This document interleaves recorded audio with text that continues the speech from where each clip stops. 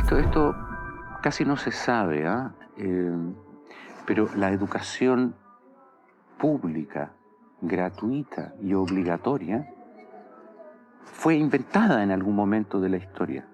Antes no existía. La educación en la antigüedad distaba mucho de lo que hoy entendemos por educación. En Atenas clásica, por ejemplo, no había escuelas. Las primeras academias de Platón eran espacios de reflexión, conversación y experimentación libre. La instrucción obligatoria era cosa de esclavos. Por otro lado, la educación en Esparta era más parecida a una instrucción militar. El Estado se deshacía de quienes no alcanzaban los niveles esperados. Había clases obligatorias, fuertes castigos y modelamiento de la conducta a través del dolor y el sufrimiento. Antiguamente la educación estaba en manos de la Iglesia Católica, por lo menos en el mundo cristiano occidental. Y fue recién en el siglo XVIII, en una época de la historia que se llama despotismo ilustrado, seguramente lo escucharon en el colegio, en donde se creó el concepto de educación pública, gratuita y obligatoria. La escuela como la conocemos nace a fines del siglo XVIII y principios del siglo XIX en Prusia.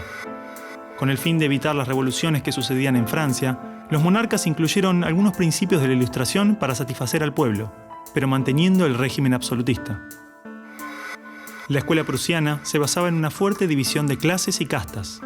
Su estructura, heredera del modelo espartano, fomentaba la disciplina, la obediencia y el régimen autoritario. ¿Qué buscaban estos déspotas ilustrados? Un pueblo dócil, obediente, y que se pudiera preparar para las guerras que hubieron en esa época entre todas las naciones que estaban naciendo.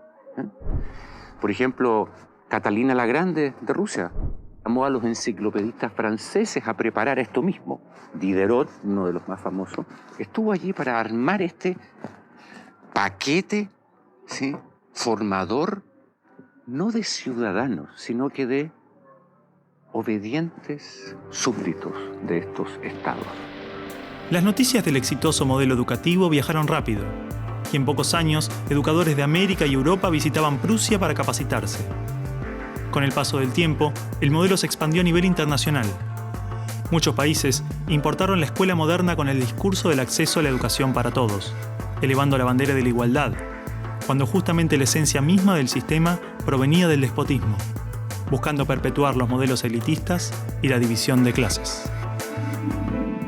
Ese es el origen de la educación pública. Fíjense ustedes que Napoleón, un poco posterior, y enemigo jurado de todos estos déspotas, hizo lo mismo. Él lo decía con todas sus letras. Yo quiero formar un cuerpo docente para poder dirigir el parecer de los franceses.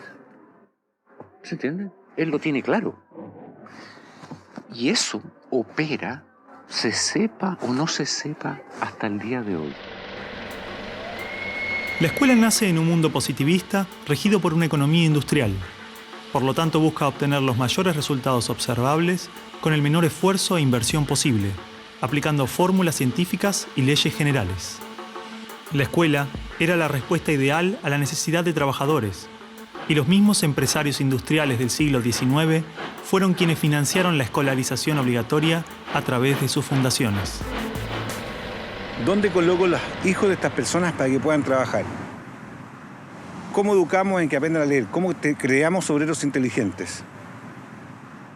La educación sigue siendo lo mismo, una herramienta para formar trabajadores útil al sistema y una herramienta útil para que la cultura permanezca siempre igual y siempre se repita, lo cual es conservar la estructura actual de la sociedad. La escuela se complementó con investigaciones sobre el control de la conducta, propuestas de utopías sociales y hasta teorías de superioridad racial. No es de extrañar que los primeros estados con el sistema prusiano o similar fueran con el paso de las generaciones focos de xenofobia y nacionalismo extremo. El modelo de producción industrial en cadena de montaje era perfecto para la escuela. La educación de un niño era comparable a la manufactura de un producto. Por lo tanto, requería una serie de pasos determinados en un orden específico. separando a los niños por generaciones en grados escolares.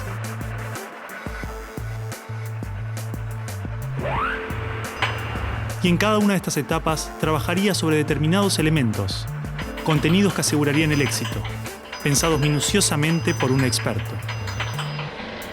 Digamos que el maestro es la figura que es la encargada de enseñar una serie de contenidos que tocan, porque alguien ha determinado así, en una edad determinada. Pero la educación no la preparan los biólogos. Y curiosamente muchas veces tampoco son educadores los que la preparan. Son administrativos. Son gente que no hace clases. En esta cadena, una persona estaría a cargo de una pequeña parte del proceso, insuficiente como para conocer el mecanismo en su totalidad, ni a las personas en profundidad. Un docente por año, por materia, cada 30 o 40 alumnos, llegando al punto de que el proceso termine siendo meramente mecánico. La educación, como la estamos viendo hoy, es administrativa.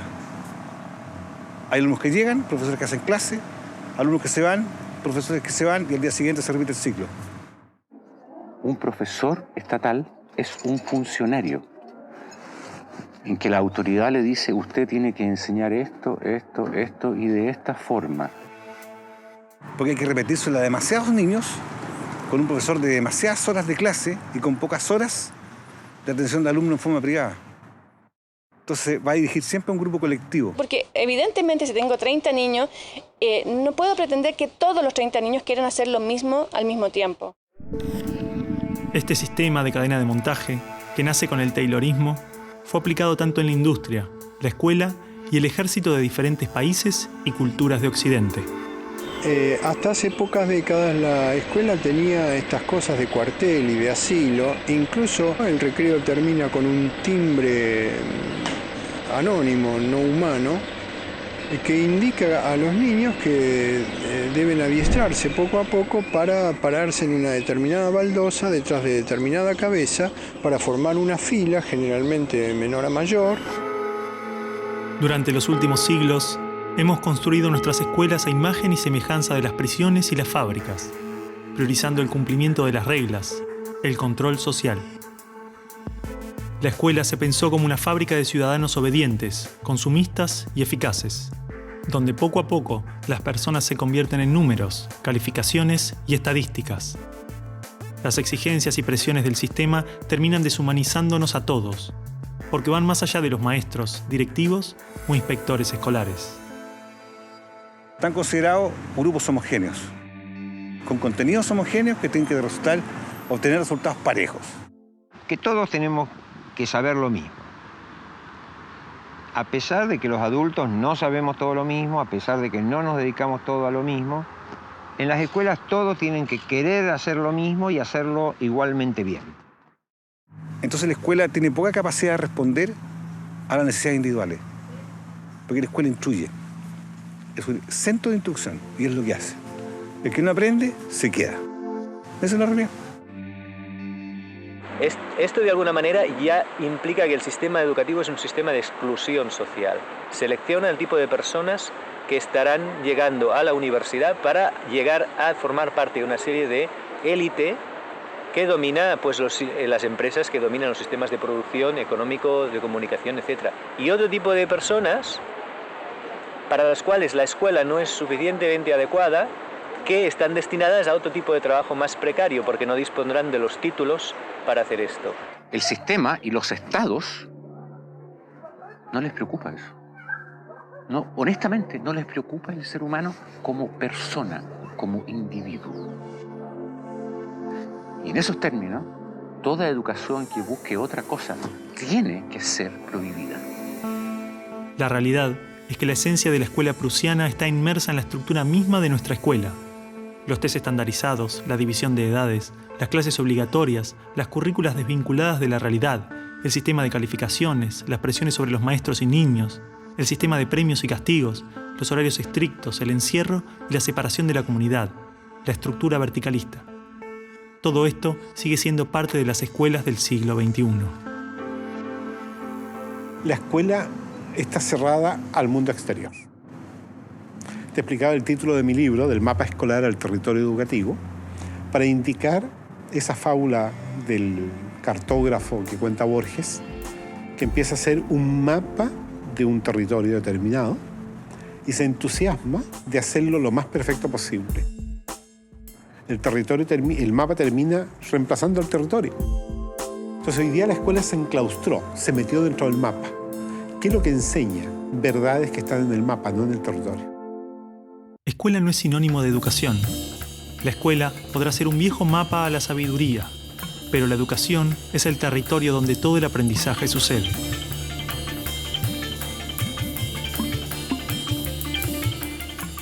¿Qué es una buena educación?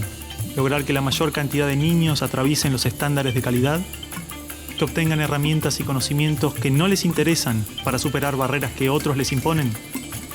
¿No era el objetivo de la educación lograr una buena calidad de vida? Olvidemos por un momento todo lo que sabemos sobre educación, toda nuestra forma de entender la escuela, todo lo que nos han dicho que debemos aprender en la vida y lo que debemos enseñarle a nuestros hijos. Empezar a ver cada cosa, a revisarla como si nunca la hubiéramos visto. O sea, cada acción, cada actitud, cada costumbre. Si no estuviéramos haciendo las cosas como las estamos haciendo porque siempre las hicimos así, ¿cómo las haríamos hoy? ¿No? Es como sacudirse la cabeza y decir, bueno, empezamos de nuevo.